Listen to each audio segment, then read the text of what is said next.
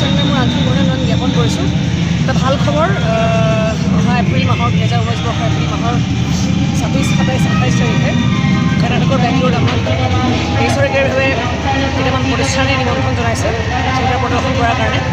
আৰু গোটেই আবাহনৰ পৰিয়ালবৃন্দ আমি ইয়াৰ পৰা ৰাওনা হ'ম।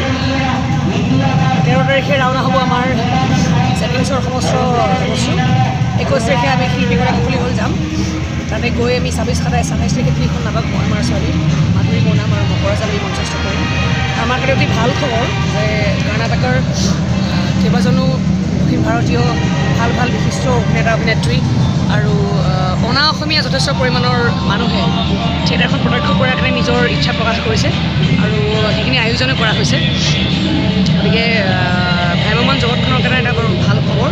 আপোনালোকৰ আশীৰ্বাদ কৰিব যে আবাহনে অতি সুন্দৰকৈ নিয়াৰিকৈ সফলভাৱে তিনিখন নাটক তাত মঞ্চস্থ কৰি আমি কৰিব পাৰোঁ। কোহিনুৰৰ পিছত ভ্ৰাম্যমাণত দ্বিতীয়বাৰৰ বাবে আবাহন থিয়েটাৰ গৈ আছে। ইয়াৰ ভিতৰত আপোনালোকৰ বহুত বছৰৰ আগতে কোহিনুৰ গৈছিলে NSGৰ তত্বাৱধানত, কিন্তু চৰকাৰীভাৱে আয়োজন কৰা হৈছিলে। কিন্তু বেচৰকাৰীভাৱে কোনোবা এটা অনুষ্ঠানে থিয়েটাৰক আমন্ত্ৰণ জনাটো এইটোৱে প্ৰথম হ'ব। আৰু আমাৰ বিশ্বাস যদি আমি এইটো সাফল্যমণ্ডিত হয় গোটেই যাত্ৰা, তেতিয়াহ'লে আমি প্ৰতি বছৰে এটা প্ৰচেষ্টা চলাম যে বিৰল সাংস্কৃতিক মাধ্যমটোক অসমৰ বাহিৰত প্ৰদৰ্শন কৰাৰ ক্ষেত্ৰত।